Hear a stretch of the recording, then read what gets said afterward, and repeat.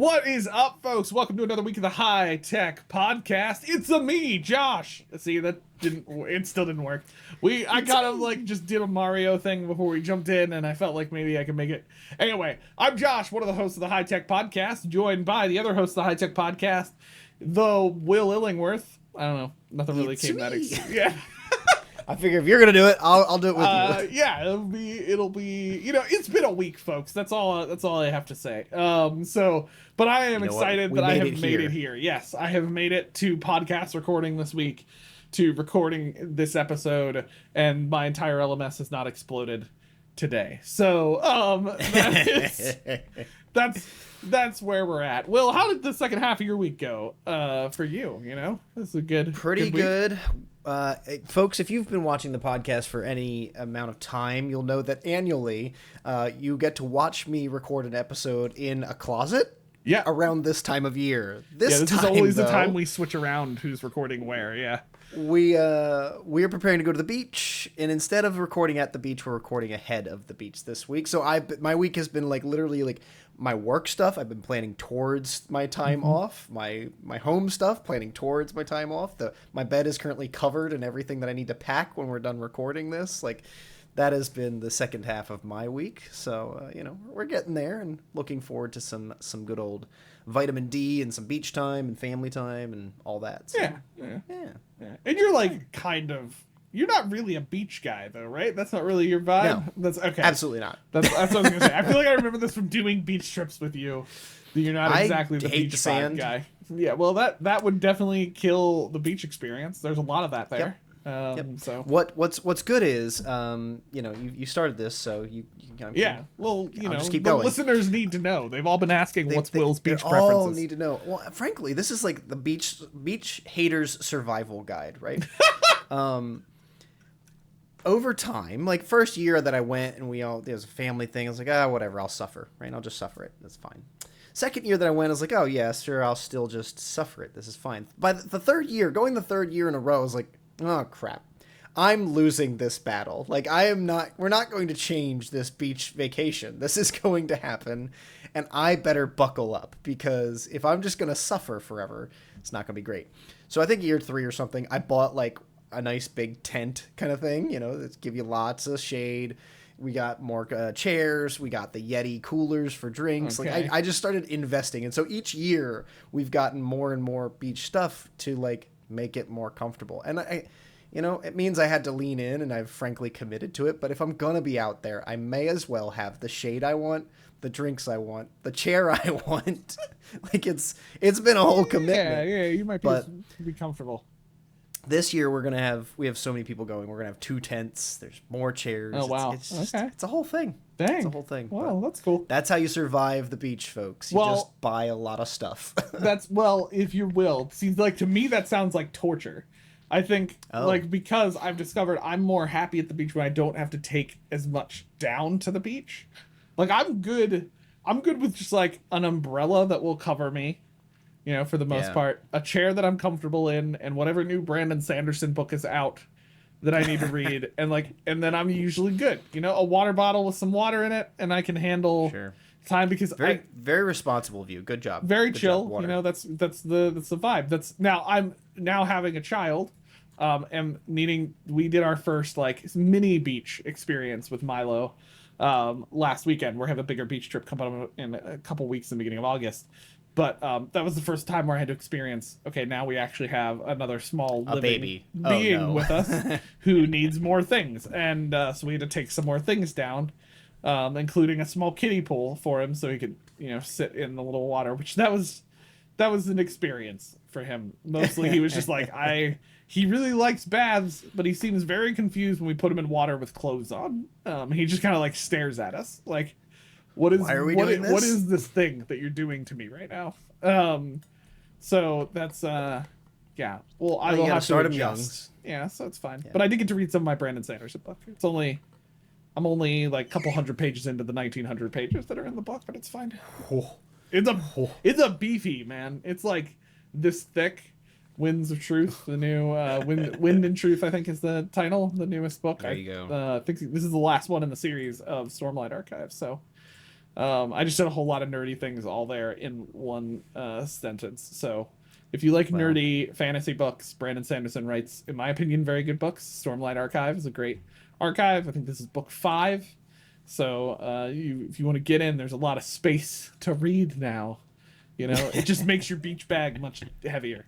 In case you're curious. no, I'm a Kindle guy, so it's just gonna end up on a digital thing. I'm not gonna carry I'm books normally around. reading That's not digitally. my... I just don't like taking hardware. Like I don't have a Kindle because like my Sure. digital reading is all like on my phone and stuff, and I don't like doing that at the beach because then my phone just gets really hot and it's a whole thing. So Just like us, honestly, it just sounds like the beach is not the place to go, but we do it anyways. So it's fine. we Yeah, just gotta suffer. both of our other significant others very much like the beach. Preferred place to be. Yes, Yes, it's fine. Anyway, enough of that on the High Tech Podcast. Let's get into what we need to talk about. But before we do, just a brief reminder that the High Tech Podcast is online. You can find us at all the socials and also YouTube and Spotify and anywhere you listen to a podcast. Make sure to subscribe and follow us, either finding us at High Tech Podcast or at High Tech Pod. Please go find us wherever you're listening and subscribe and follow. That would be super great. More of you have been doing that in the last couple months, which has been awesome. We love to know that you are there and alive, and it makes sure that you get updates about when we post new videos. And our social media manager, Chris, posts new clips of the podcast, which have been coming out more and more. So they are fun times. So make sure to go follow us in those areas and check out the video versions of the podcast if you're not doing that already. Also, just a reminder, you can email us at inbox@hightechpod.us if you'd like to talk to us, if you want to be on the podcast, you want to sponsor the podcast. That's super cool. Well, how nice of you. You can email us at inbox@hightechpod.us. And then a reminder as well, we have a website, hightechpod.us, with an episode page for every episode.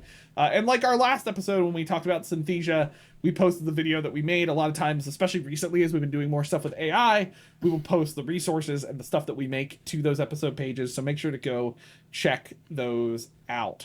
Okay, there's the spiel. There's the reminder. Now, what are we talking about this week? So, Will, break it down for us. This was Really, this really was your easy. triggered idea, right? So let's it's perfect. get your thoughts on it. I'll just do this one little piece of production comment here, Josh. If you go and look at the chat in the recording space, not in Discord or anything, I put a little message there in chat. So that's irrelevant to everybody else. But if you want to know, you just have to email us at inbox@hightechpod.us, and I'll tell you what I was talking to Josh about during the episode today. Nonetheless, the point of our episode is that I have had a number of experiences, literally since probably middle school through to today as a 33-year-old, with academic integrity checks. I know, it's such a shame. And you can't even see the white in my beard at this point. It's just, you can't Don't see worry, it eventually comes, as it apparently has just started coming in a fury for me. You're a father, so. Yeah, well, that's apparently, that's what happened. Baby happens, and then immediately your hair's like, oh, wait, it's instant time. White hair. Yeah, that's fine. No, but like this episode's going to be a little bit of a conversation, a little bit of a playing through with this idea, but academic integrity checks. I've experienced these my entire academic life, and I'll frame it for you, right? When I was in middle school, and high school, I was a part of a cyber charter school. So I've started with online education early in my life. I've always been a part of this. It's really cool to me, actually, that I ended up working in the field, because it was how I started learning as a very young person. And I remember my math courses and my literature courses, all these online courses, I had any number of videos to watch, quizzes to do, but like all the same learning and stuff we do today, but it was all in that old LMSs and stuff. And there was almost always a check question in it that says, I confirm or I agree that I did not use any cheating, any outside sources, blah, blah, blah, blah, right? And it was a yes/no question. Because I agree, I didn't do it. Cheaters, when they cheat, when they're asked if they cheat, they can't lie. So, it's like police officers. Exactly. They have to tell you they're a cheater. So right there in the moment. Yeah, and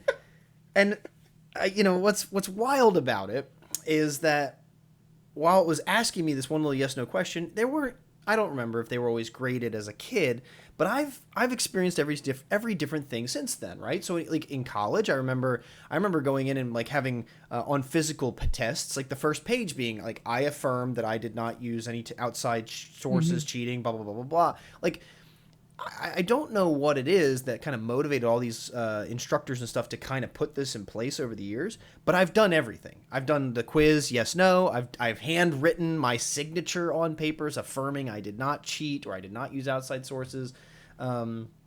With adult learning, like in the corporate context, I've delivered these questions in storyline modules. I've delivered them in quizzes and stuff through the LMS for adult learners, like while taking this exam or while taking this certification, I did not cheat. And Josh and I have actually done episodes on like proctoring and things like that. Yeah, we've talked about this where we discuss that kind of issue. So I think proctoring is a bit different. It is a way of affirming academic integrity, right? But it's not this simple, this oversimplified check of like, did you cheat? Yes or no? Yeah. And I just, before we get into the really sensible parts of this conversation, I just think it's ridiculous. Did you cheat? Hey, Josh, did you cheat? Hey, Will, did you cheat? Like, what is this question? So I would agree. I think like to define the difference between like proctoring and like, okay, the High Tech Podcast, we've been talking about a lot of different topics as we've kind of refreshed the podcast last summer. And so this is definitely going to be a little bit more like tech learning and development heavy than just general tech, like we've been talking a little bit more recently. But like, I agree, right? I do think they're ridiculous, right? The iterations I've seen of this, right, are I've never built a training with them in them because I have a lot more control usually over the trainings. Though, like, I think briefly in my change of job over the summer, I might have seen some trainings that did this. I would have had to be there long enough to probably build those trainings. But the smart. Yeah. So, but I've seen like the version of this I've seen in academics, right, is Will, you might remember the reading reports that they had during the days, right? Yes. So like we used to have these things where how much did you read, right? And the professor would have, I graded these as a TA and I put graded in parentheses because I literally just looked at what they said and then put that in. And then we had those. Now we've annihilated those since then. Like our department got rid of all of them and basically told people we're not doing this anymore. Because it wasn't a good assessment of the reading in those cases. Like, what was the point? It wasn't an assessment. Yes, it wasn't an assessment, right? So, like, here's my issue with the sign-off, right? At one end of things, I get it sometimes in training. If you have actual assessment as well, just having that extra kind of certification check off, I get for, like, legal reasons is important. Like, I remember in my scenario over the summer, there were kind of, like, versions of those checkoffs where they've, like, I've read this thing, or I certify that I did this without any help or whatever, because they needed a legality check, and that was a little bit different. And so when it's that scenario, policy, I get that, right? Because they're training people who have certain regulations they have to follow in stores, right? And so they're checking off to ensure, like, if something would happen, there's a check off in the trainings to ensure that it's saying, like, this person signed off on that they had done this appropriately. Now, does that assess whether or not they actually did and they learned?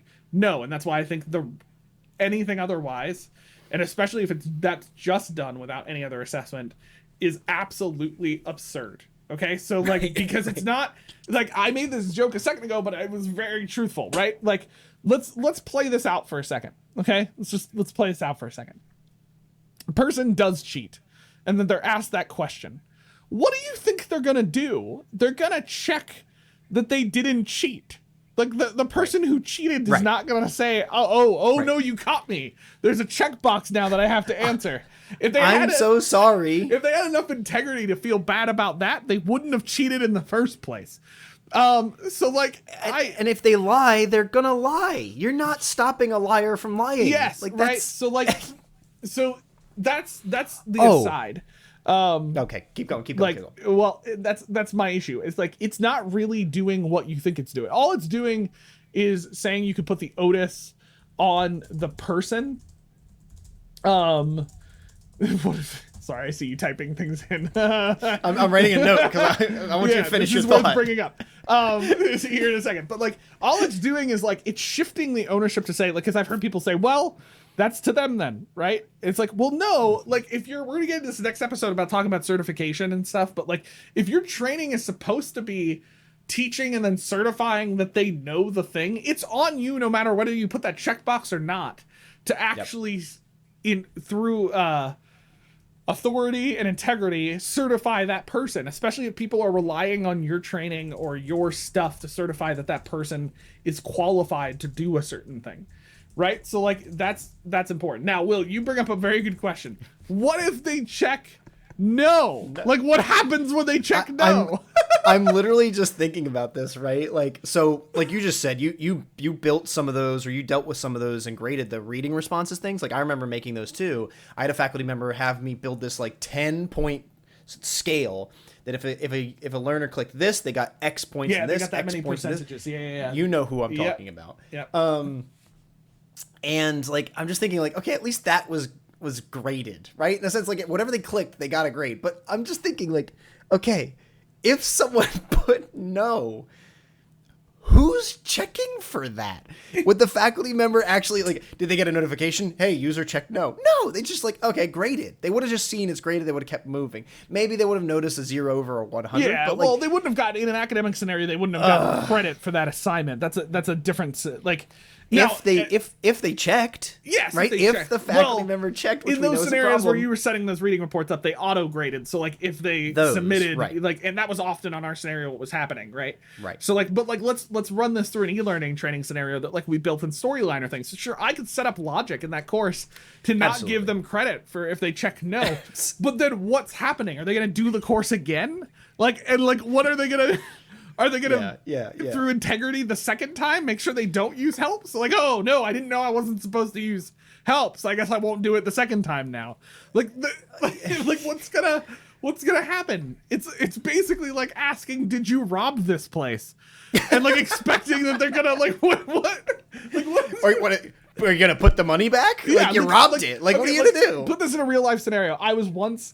This is a funny story, but this is what it reminds me of. I was once as a kid going to Canada with my family, and my friend was coming along to Canada, and we had his like birth certificate and stuff to like get over the border or whatever. But like they're obviously asking questions. They ask my dad, so my dad explains, you know, like this is my son's friend. He's coming with us on the trip, and then he asks, like, do his parents know he's coming, and do they have permission?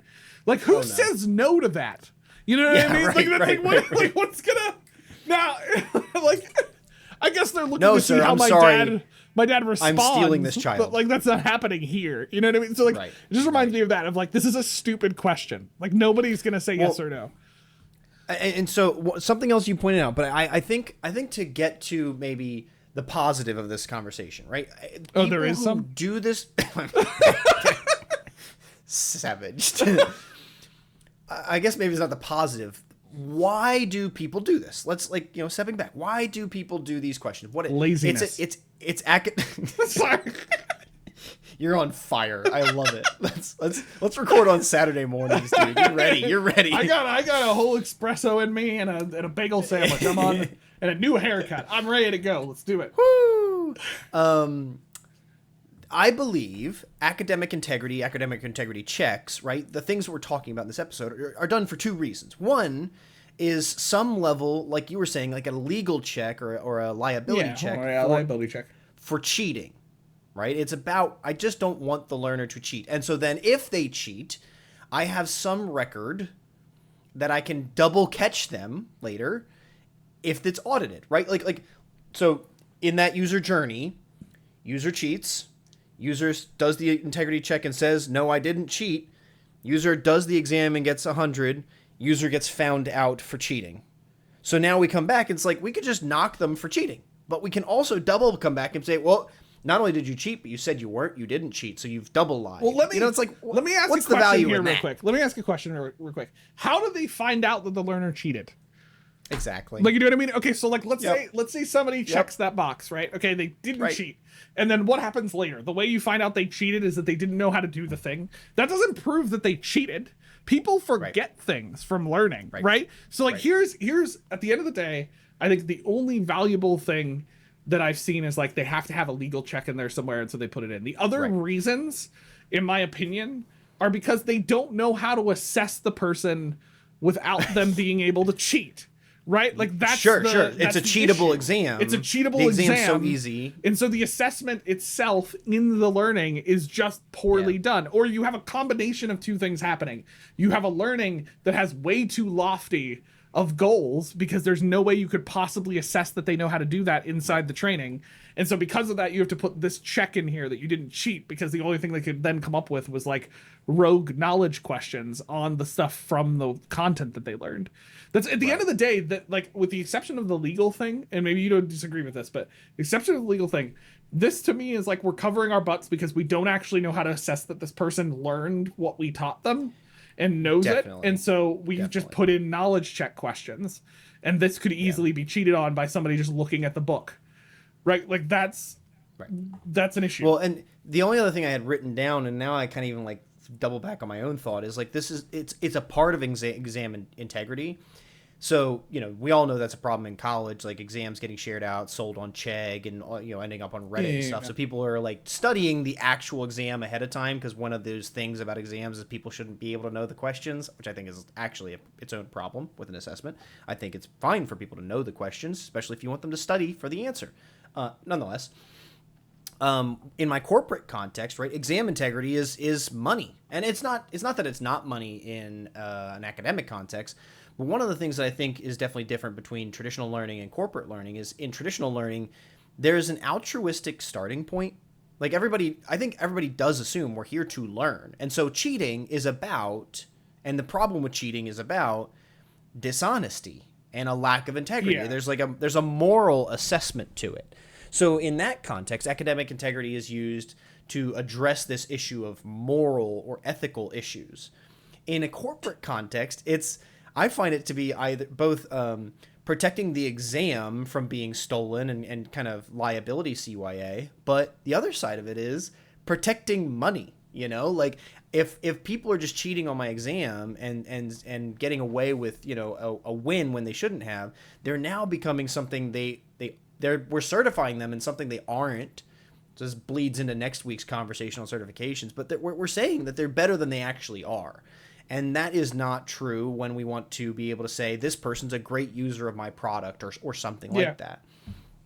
These are big problems. I think in an academic context, the cheating thing is so much more about morals and ethics, whereas, you know, not that it's not in corporate, but yeah, when I talk about people, this episode is sponsored by the idea that this happened to me recently. No one's caught up on this idea.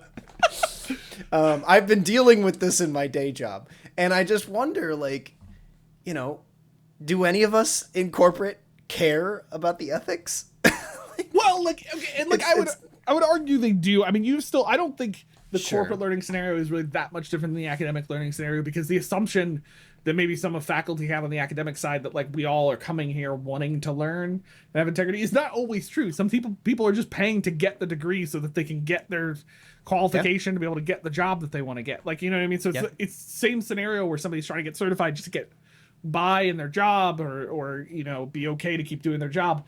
But like, so at the end of the day, like that example though you're giving, Will, of like, okay, let's talk about, because you're right, like when you talk about and this is the same on academics to a certain extent, but especially on the corporate side, when you're talking like certifications and training for people, at the end of the day, that check is there to give some more authority to the training that has certified them, right? But the problem is, if that is still not stopping them from cheating, right? Like your thing is still cheatable, then it's still not actually doing anything. Like, so like, give a good example of an alternative, right?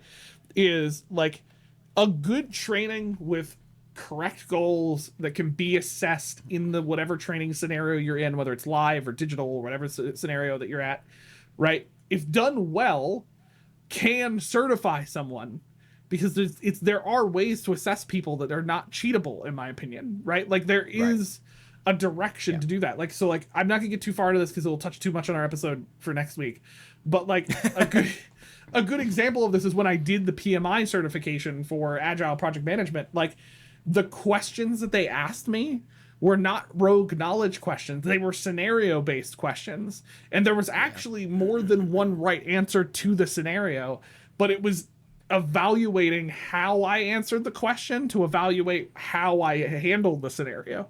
So like Yeah. over using that then across 200 questions Yeah. allowed them to get a better read on how qualified I was in the areas, the competencies that they were qualifying on. Right. Right. Right. And so like that's real learning. That's why I'm such a fan of scenario-based questions and scenario-based learning and some of those components, is because when you ask that type of stuff, that stuff is just not as cheatable. Like if you're asking me a Right. complicated scenario that if I need to know the inner workings of whatever you taught me to answer, right? Like I'm not going to be able to answer that by just looking up answers, right? Like unless that test made it online somewhere. But like even like PMI in that example, they change the questions every freaking year. Like they like so like there's no way that anybody knows. And like you could do that same scenario in some of these learning courses where like a perfect example would be like in a course where I've seen, even if they were more knowledge check based questions, you had to like pass the exam multiple times, and the exam rotated out questions from an entire bank of questions. So like and putting in time limits and putting in some of these restrictions made it so that that exam, even though I might have not liked that was more just knowledge check based, was still an exam that was not, it was almost impossible to like just open resources and cheat.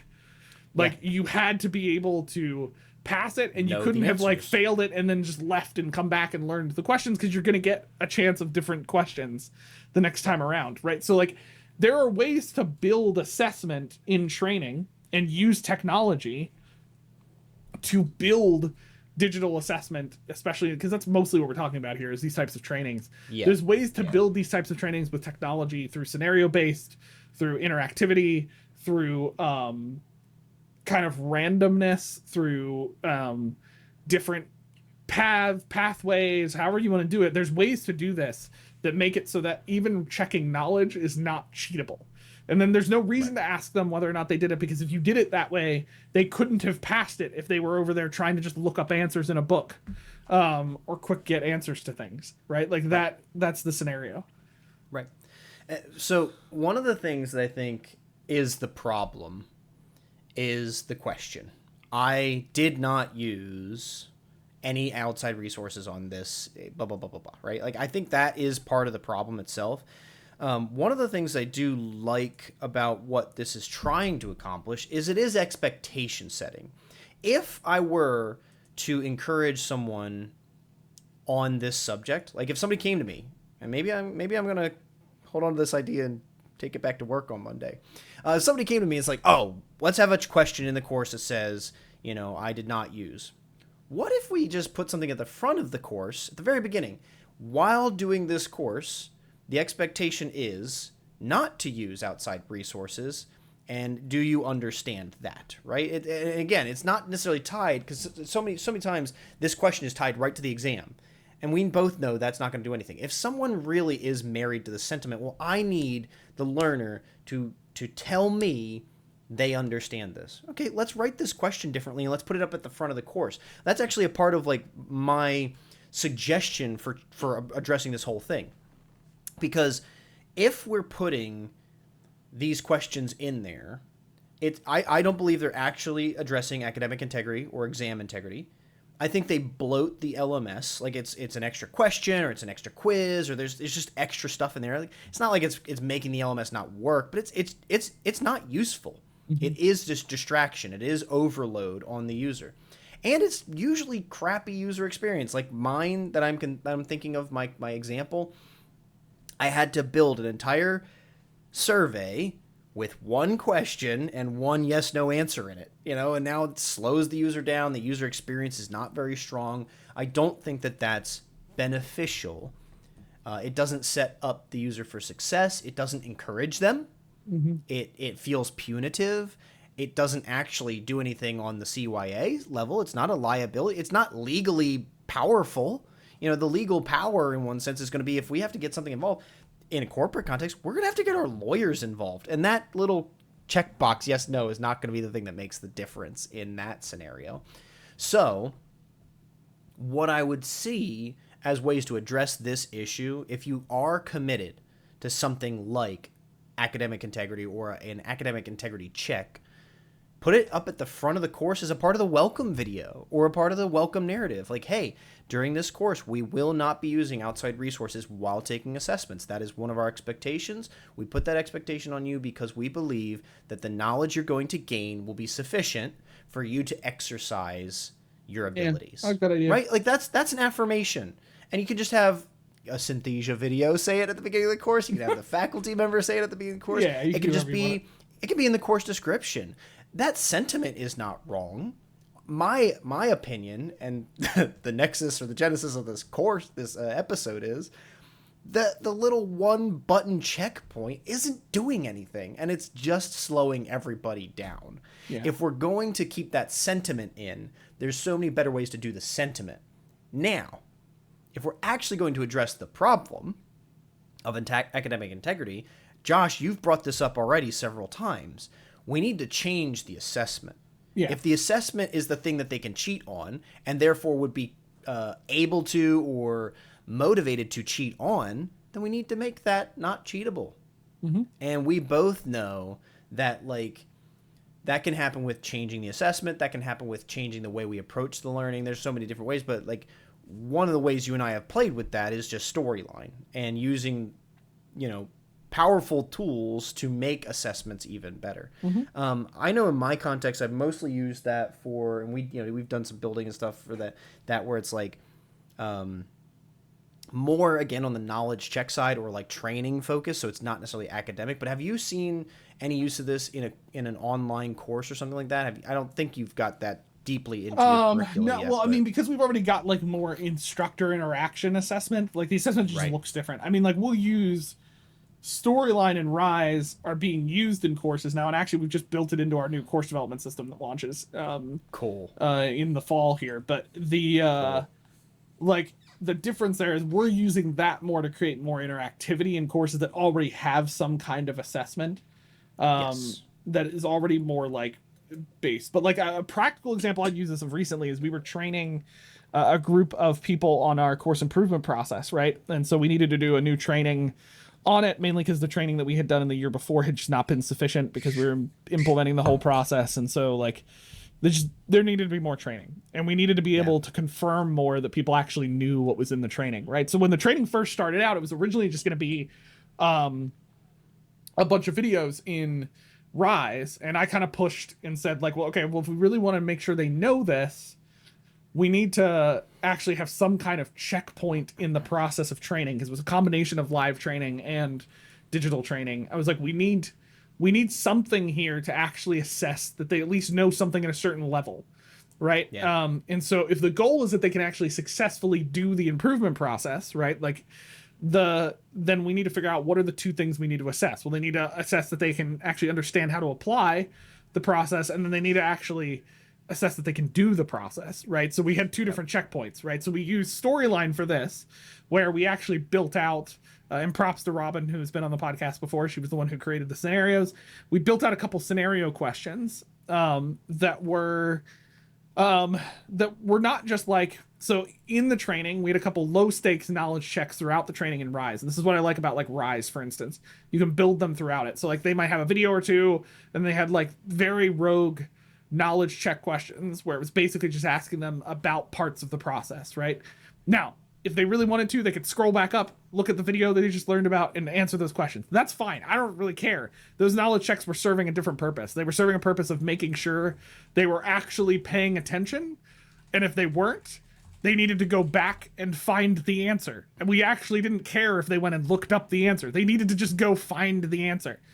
But by the end of the training, we wanted to actually check, okay, can you actually, at a certain level, apply this? So the way we did it was we presented more complex scenarios, and I used Storyline and AI to kind of create an experience for the scenario. And they were asked these questions, and then they were given a bunch of different options that they could select from. And on several of the scenarios, there were actually more than one right answer. There was like different ways that you could handle the scenario, and then based on how they responded, they got feedback that kind of told them why that was right, maybe why this other option could have been applicable, and they had to get a certain score on those scenario questions to be considered done with the training. If they didn't get a certain score, they were made to take the scenarios over again. And yes, they could take it enough until they got the options. Sure, somebody could argue that like they could just take it enough times until they picked the right options. We did built this one quickly. If I was going to build it better in the future, I would probably have like built more scenarios that kind of I could use storyline to kind of take them through depending on how many times they took the questions. You know what I mean? So it takes them to different scenarios. But we had 5 days to build this training, so that did not happen. So we built that. But the other reason we didn't care as much about that happening at that point is because then by the end of the next improvement period, every person who goes through this training has to complete one improvement through the process. And so that's a practical application with a live person that's going to be working with them to ensure that they actually are applying what they know and finding the information, right? So like that's a training scenario where, yes, okay, there's some points they could probably use resources. But this is the other thing I was going to bring up. Sometimes it's okay to use resources. Like we're training them for the live reason. If you're for instance, doing a training on how to be an admin of an LMS. I was an admin. Will, you and I have been admins of LMSs for most of our career in education or training or learning and development, right? When have we not just had access to the internet to find an answer for something we needed to figure out in the LMS? Never, because if there was no internet, the LMS wouldn't exist either. So I don't, most of the stuff that you're teaching an admin, they don't need to have it memorized. It's fine. So like in the training, I'm okay if somebody looks something up. Because they're going to do that in the live example anyway. Like, who cares? It's the fact that they know where to go to get the answers. Like, that's important, right? Like, that's the piece. That's a part of our philosophy, and I think that's a part of, like, maybe a shift in knowledge, shift in, like, a philosophy of knowledge today. I know there are things we need to know, all right? I'm not going to try and make examples. I understand that there are reasons to remember things, but we are in 2025. We are in the age of AI. We are in the ramp towards distributed knowledge. I guess to put it that way is like, I don't have to be the one that holds the facts at all times. I can rely on a tool or others to get those facts when I need them. Example, the LMS, right? I don't need to know everything about the LMS. I need to know where to get the information in the help desk or whatever. Like, is that true about mathematics or about history? Or something? No, I think there are certain reasons why in academics we still want to learn things, right? So I'm not saying we don't need to memorize. I would also argue I think that's a good skill. Yeah, I would argue this also comes back to our cognitive outsourcing conversation about AI a couple episodes ago, right? It all depends on your situation, right? Like if you're going to be an expert in that field, then yes, you need to know some things at a different level probably than the normal person does, because there is something said about having that information at recall so that you can critically think about it and just do that job, right? But like usually those people trying to become the experts in those situations, like they want to be those experts anyway, and so they're more motivated to be that way. And two, then like your assessment's just gonna have to look different. I'm sorry, you can't make somebody a complete scholar in probably mathematics purely by self-paced trainings. Right. Like I don't, you're not going to be able to. And like that's your stopping point. Even in an LMS, right? So I recently changed teams at my company, and I've been doing some training with the person who replaced me, right? So they were able to hire somebody into the other team. Like I was in HR, and now I've moved over to customer education. So the person who comes into HR, I gave them the Docebo University resources, right? Docebo has a university. You can go in there and kind of do what are courses, what are groups, what are user management, right? It gives you some basics. I gave them that. I gave them some things that I wrote down about like how we use the LMS, right? There's always stuff you customize, either there's nomenclature, how we organize, how we interact with each other. But like, I can't necessarily give my replacement 4 years of knowledge. No. So I remember when I joined, I spent a lot of time in the help desk, in the support, figuring things out, tinkering, testing, right? It's like, oh, can this do this? I don't know. Put something into the course, try it, go in as a learner, try, it can't do that. Like you got to do that. But now, when my replacement messages me a Slack message with blah, blah, blah, blah, blah question, I reply. I don't need to look it up in the help desk. Yeah. I don't need to think It's through. the same. It's the same way with my team. When my team asks me questions, it's very rare that now I'm getting to the point I've gotten removed enough from the LMS. There's been a couple times I've had to relook something up because it's just like I haven't used that in a while. Sure. But like, yeah, for the most part, I just like know certain things about the way the LMS that works expertise, because I know it. I think how it relates to here, like I did write down the question in our outline. What is cheating, right? I think in an academic sense, again, cheating comes back to a very ethical or moral issue. But in a corporate sense, I don't want to say there is no cheating. I don't want to say that. I might want to say, but I don't want to say that because like I think there is still an issue with cheating or ethics, especially certifications and endorsement or whatever. But the skills you need to cheat, right? To go find resources, to use them while whatever that academic sense of cheating is, that's just work, right? Like at the end of the day, finding information and using it for your effective purpose, that is work. Yeah. And that is what we need to be able to do. We need the skills to find information and use information actively. Sometimes we know it and we hold on to it long term, right? So we memorize it. But other times it just needs to be immediate recall. I need to know like, oh, that piece of information's over here. Let me flip to page 56, paragraph 3. Yeah, so that's the piece of information. I'm going to use it to answer blah, blah, blah question. Mm-hmm. In an academic course, that is cheating. I understand that. In real life, it's not the same burden. Right. And so we don't necessarily need this issue when we can, like you're saying, when we can think about ways to, instead of focusing on cheating or focusing on academic integrity, we can build scenarios that actually train the skill people are going for. That to me is the ultimate goal. And a tool like Storyline helps us do that and deliver it. Mm-hmm. But you can't necessarily capture my 4 years of knowledge into something that can be delivered to my replacement without taking a full-time course development to get that knowledge out of me, right? Like I don't have the time to write it down. I can't turn this into a storyline scenario-based learning project, right? I can't give it to my replacement that way. It has to be ad hoc. It has to come up when it's relevant. And then in one sense, I become my replacement's cheat. They turn to me, hey, what's the shortcut on this? Oh, start here, start there, start. And I take the time. I'm very intentional. I explain my thought process and I make sure I walk through, or if there's a step where I had to go get information, I tell them to take that step too before I give them the next. I make it learning focused, but the only argument I would make in that scenario is you can if you document while you're finding things out. This is an aside.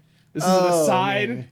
To who does that? People, right? Like, is it impossible to impart those years of knowledge if you're documenting as you're doing it, or you eventually start documenting as you're going? That's the mentality I had to shift from when we started bringing more people in and realizing, we need to start documenting things as we find cheats, or we learn quick ways to do things, or we learn procedures. It's not just about documenting the official procedures.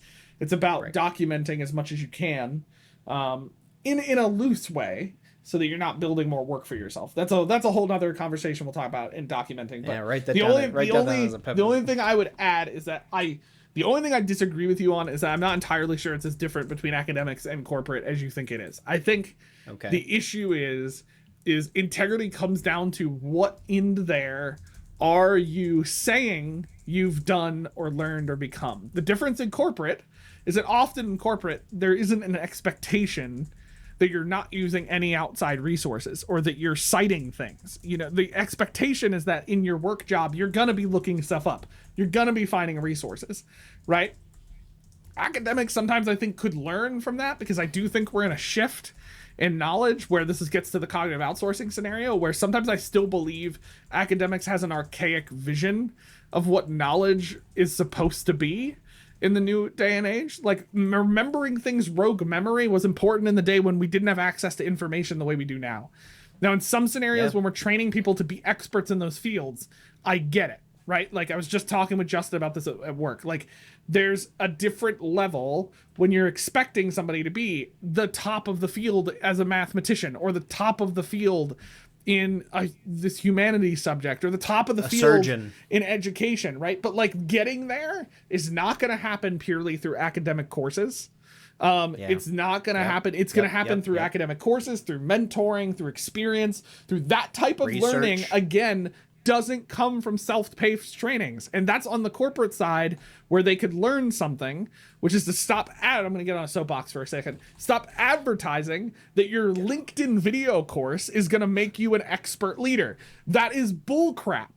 That doesn't come from watching videos. It comes from learning those skills and then practicing them and getting mentored in them, right? Like I see this in project management all the time. It's like, take these 5 videos on project management and you'll be an expert in no.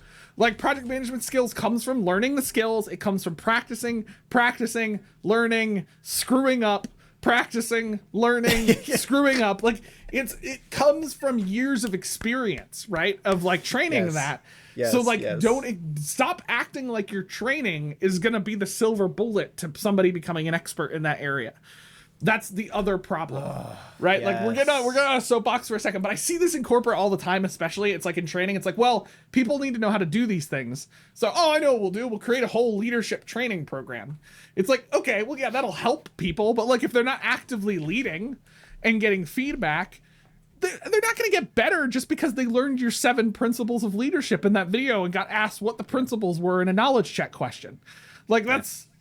You know what I mean? I was having a conversation with somebody on the AI side, and I'll get off the soapbox for a second, where they were like, oh, I feel bad about like outsourcing like training and stuff to AI because that just feels like, taking the human out of it. And it's going, the problem is not that you're outsourcing it to AI. The problem is that your training originally could just be done by AI. And if that's the problem, then your AI is unsuccessful. Or sorry, that your training is inadequate. If you think AI doing this training is inadequate, then your original training was inadequate too. You were just using a human as a robot. Like that's part of the problem. Sucker punch. Like literally knockout punch, Josh. Wow. Like, yes, I agree with you. And honestly, there's been some things that I've done at work recently where I'm like, and I'm given the space to beg the question, like, how do I automate this? How do I turn this into an AI? Because there's those tasks. They're just like, this is robotic. This work itself or this learning itself is robotic. It's not teaching. Yeah. And that's where, folks, we haven't done a philosophy of our education in a long time on the podcast, but that episode does exist. Feel free to go back. This has not changed for me, and I don't think it's changed for you. Education is first and foremost about transformation. Oh, yeah. Transforming 100%. The learner from being at one point to being at a new point. And I promise you, the whole point of this episode, this academic integrity check, has nothing to do with that transformation. The transformation you want in your learners starts and ends with your curriculum and your assessments. And if you can't make that better or can't make that good enough to change their lives, just get rid of the quit. None of this, this whole episode doesn't matter if you can't do that first. Because like you just said, Josh, if the AI could just do the course without the instructor, then you don't need the instructor. And the problem is not the AI. The problem is what you had before. Do something better. Make it more valuable than the AI can't just do it. Like that's the issue, right? And honestly, this brings me back to my first comment, which is that why is this check thing? Because we kind of jumped all over the place. Why is this check thing done? I still believe at its core, it's laziness. Like it is done because we like efficiency and we like not having to deal with the reality and messiness of what learning and training people looks like, which is that your people are not just going to magically become different because they took your 5-minute video and training quiz. Like that's not going to happen. Now, if you're teaching them how to do a step-by-step procedure, sure, easy. They learn how to do that. You test them on how they're doing that procedure. And in general, they should be able to do that procedure. But if you're teaching them on like other skills, like leadership, skills on how they interact with people, things like that, that stuff can be practiced in trainings. But it is not just going to magically become different because they finished all those courses. There still has to be more practice, more feedback, more development. That's what transforms people, not just I read something. Oh, now I just think differently than I did before. Like that's not how this works. Amen. And I think for too long we've been treating it that way, and that's why people get uncomfortable when we just hand things off to AI. But I'm more and more coming to the perspective of the problem has been what we've been doing before, not that AI has now just newly made this different. Like this is just that before what you were doing was inadequate too. You just didn't notice it because a human being was doing it, and we felt better about it because a human being did it. Like that's Josh, I think this podcast gets better. I think we get better. You know, we're 204 episodes in, and like seriously, this is the kind of moments that I think why we started this conversation, why we started the High Tech Podcast, because we deal with this stuff day in, day out. We see it from the back end, and so often our students are the guinea pigs that are just getting abused by this system above them. I'm like, I think if this podcast can do one thing, it's hopefully get these kinds of ideas out there and show folks that you don't have to do this. You don't have to do the academic integrity bubble check. You can just do better learning. And I know that's not that easy. Just do better. Sorry, that's our takeaway. Just do better. That's it. That's it for me. I think we can do this. I think we can do this, and I hope folks, if you're not sure how to do this, right there, here's the opportunity, right? This isn't just the slide into the close and the social media, because I am starting here first with the email inbox. If you're not sure what the heck we're talking about, if you're not sure how we could change this, reach out, because Josh and I care so much about this. This is what we love to do, is what we do day in and day out with our jobs. Very different contexts, over many different contexts over the years we've been doing it. But like, if you don't know what this would look like, if your course is built this way and you want to change it, let's do it. Reach out, inbox at hightechpod.us. We'll do it on the podcast. We'll do it privately. We'll just at least encourage you or give you mentorship. Like, there's no offer here. There's no sign up deal. It's not $19.99. Call now, you get 2. It's just the point that we care so much about this, and we believe that education is something that should result in transformation. Yeah. If we can help you do that, I hope this episode helps you do that. But again, reach out, inbox at hightechpod.us, because we will commit to that. Yeah. I know we're going into kind of the end transition of the episode, but this fits perfectly. I would say if you're curious about what this looks like, how this could look better in like a certification system or model, next episode 205, we are actually going to, this kind of just organically happened. We didn't plan for these 2 episodes to tie together, but they're going to. Will and I are going to get into a lot more detail about how do you build like actual learning for certifying somebody has known or is able to do a certain competency, or able to do kind of competency learning meets certifications and micro learning. We're gonna be talking about that on next episode 205. So some of the stuff we've kind of been like riffing in this episode, there's a reason we haven't gotten into super detail about the actual logistics of doing that in like a storyline or something, because we're going to talk a bit more about that next episode. So definitely make sure you check that out next week as well, because we'll get into some more gritty details about how to actually do this. Like how can you build some stuff that would actually help do this. So, yeah. All right, folks, here's the full shtick, spiel, whatever. What the 2 things you said after the first thing you said are definitely what you were looking for. I don't know what the first word was going to be, but it didn't sound like it was going to be right. It almost sounded like I cursed, but I was not trying to. So anyway, it was a vibe. It's fine. Find us on the social medias at High Tech Podcast or at High Tech Pod. We're across them. We try to use them. Chris stays on top of that for us and gets some media out there so you can share that to friends. Enjoy a couple of laughs with us. Usually they're pretty funny. Email us, inbox at hightechpod.us if you have ideas for the podcast, you want to challenge something on the podcast. Again, that call to action from a moment ago. We want to address these kinds of issues in the world of education. Every single one of our episodes is on our website, hightechpod.us. We have an episode page that goes along with this. There's any resources, links, videos, etc. Josh builds that all up for us every week, and that's available to you. So please share those pages out. If you find this episode specifically helpful, send that episode page to someone so they can be impacted by it as well. That's a wrap on another week of the High Tech Podcast. You're not going to see me at the beach, but until then, we will continue empowering minds, embracing tech. Cheers. Buckle up, let's ride.